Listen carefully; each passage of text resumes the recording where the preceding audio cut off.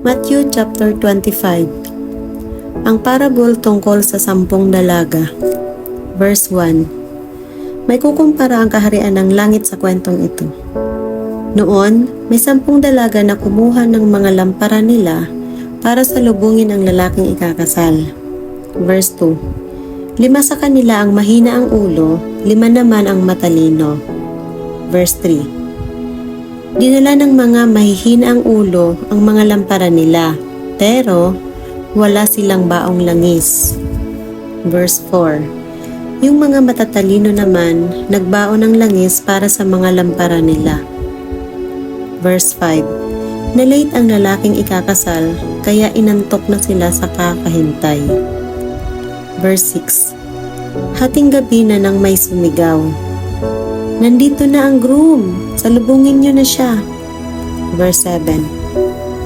Gumising ang 10 dalaga at inayos ang kanilang mga lampara. Verse 8. Sinabi ng mga mahihina ang ulo sa mga matatalino, "Pahingi naman ng konting langis, malapit na kasing maubos yung samin." Verse 9. "Hindi pwede," sagot ng matatalino. "Hindi kasya ang langis namin para sa ating lahat. Bumili na lang kayo sa tindahan." Verse 10. Kaya bumili nga sila. Habang wala sila, dumating ang lalaking ikakasal. Nakapasok sa kasalan ang 5 nakapaghanda. Pagkatapos, sinara na ang pinto. Verse 11. Maya-maya, dumating na yung ibang dalaga. "Sir! Sir! Papasukin niyo po kami!" Sigaw nila. Verse 12. Pero sumagot ang lalaking ikakasal, "Hindi pwede. Hindi ko kayo kilala." Verse 13. Tapos sinabi ni Jesus, "Kaya dapat lagi kayong handa, kasi hindi niyo alam kung kailan ang oras at ang araw." Ang parable ng 3 tauhan. Verse 14. Katulad ng kwentong ito ang kaharian ng langit. May taong aalis para pumunta sa malayong lugar. Kaya tinawag niya ang mga tauhan niya at pinagkatiwala niya ang property niya sa kanila. Verse 15. Binigyan niya ang bawat isa depende sa kakayahan nila. Nagbigay siya sa isa ng 5,000 gold coins, 2,000 naman sa isa at 1,000 sa isa pa. Tapos umalis na siya. Verse 16. Kumilos agad yung tauhan na nakatanggap ng 5,000 coins at ininvest niya yun. Kumita siya ng 5,000 pa. Verse 17. Tulad ng nauna, kumita ng 2,000 pa ang tauhan na tumanggap ng 2,000 coins. Verse 18. Pero yung tauhan na nakatanggap ng 1,000, naghukay sa lupa at binaon ang pera ng amo niya. Verse 19. Paglipas ng mahabang panahon, bumalik ang amo at pinag-report ang mga tauhan. Verse 20. Lumapit yung tauhan na nakatanggap ng 5,000 at sinabi, "Boss, ito po yung 5,000 coins na iniwan nyo sa akin. Ito naman po yung 5,000 na kinita nito." Verse 21. Magaling! Mabuti ka at maaasahan. Sabi ng amo, "Dahil naging tapat ka sa maliit, ipapamanage ko sa iyo ang mas malaking halaga. Halika at mag-celebrate tayo." Verse 22. Tapos, lumapit naman yung tauhan na tumanggap ng 2,000 coins. Sabi niya, "Boss, ito po yung 2,000 na iniwan nyo sa akin. Ito naman po ang 2,000 na kinita nito." Verse 23. Magaling! Mabuti ka at maaasahan. Sabi ng amo, "Dahil maaasahan ka sa maliit na halaga, ipapamanage ko sa iyo ang mas malaking halaga. Tara, mag-celebrate tayo." Verse 24. Tapos, lumapit naman ang tauhan na nakatanggap ng 1,000 coins. "Boss, alam ko po na mahigpit kayo at namimitas kayo ng mga bungang hindi nyo naman tinanim. At hinaharvest nyo ang hindi nyo hinasik." Verse 25. Natakot po ako kaya binaon ko na lang po ang pera nyo sa lupa. Ito na po yung 1,000 coins nyo. Verse 26. Masama at tamad na tauhan. Sinabi ng amo. Alam mo naman pala na pumipitas ako ng mga hindi ko tinanim at nagha-harvest ako ng di ko hinasik.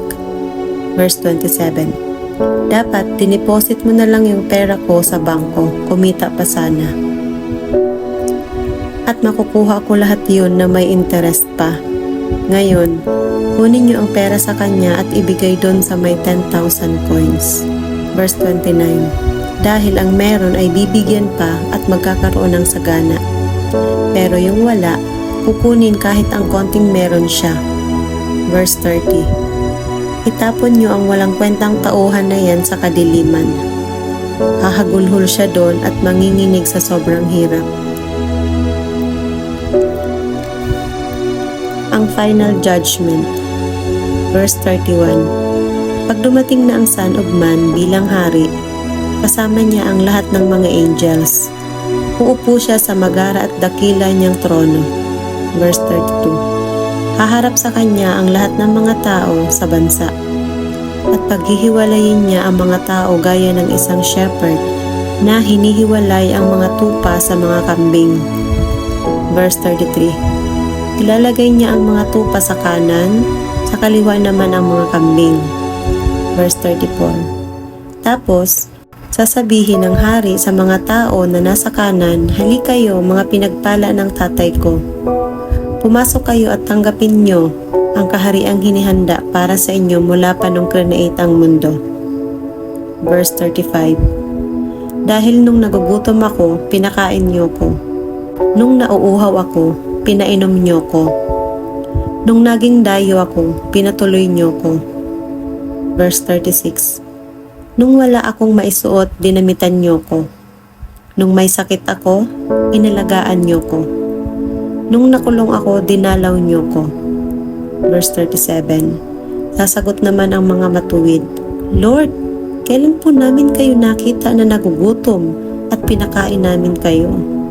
O nauuhaw at pinainom? Verse 38. Kailan po kayo naging dayo at tinanggap namin kayo sa bahay namin? O hubad at binigyan namin kayo ng damit? Verse 39. Kailan po namin kayo nakitang may sakit o nasa kulungan at dinalaw namin kayo? Verse 40. At sasagot ang hari, tandaan nyo, nung ginawa nyo ang mga bagay na to sa mga kawawa at mahihinang kapatid ko, ginawa nyo din ito sa akin. Verse 41. Tapos, sasabihin niya sa mga taong nasa kaliwa, lumayas kayo sa harapan ko, mga sinumpa kayo ng Diyos. Doon kayo sa impyerno na hinanda para sa devil at mga angels niya. Verse 42. Dahil nung nagugutom ako, hindi niyo ako pinakain. Nung nauuhaw ako, hindi niyo ako pinainom. Verse 43. Nung naging dayo ako at walang mauwian, hindi niyo ako pinatuloy sa bahay niyo. Nung hubad ako, hindi niyo ako binigyan ng damit. Nagkasakit ako at nakulong, pero hindi niyo ako dinalaw. Verse 44. Sasagot naman sila, Lord, kailan ka namin nakitang nagugutom o nauuhaw, o walang matuluyan o hubad, o may sakit o nakakulong, at hindi ka namin tinulungan? Verse 45.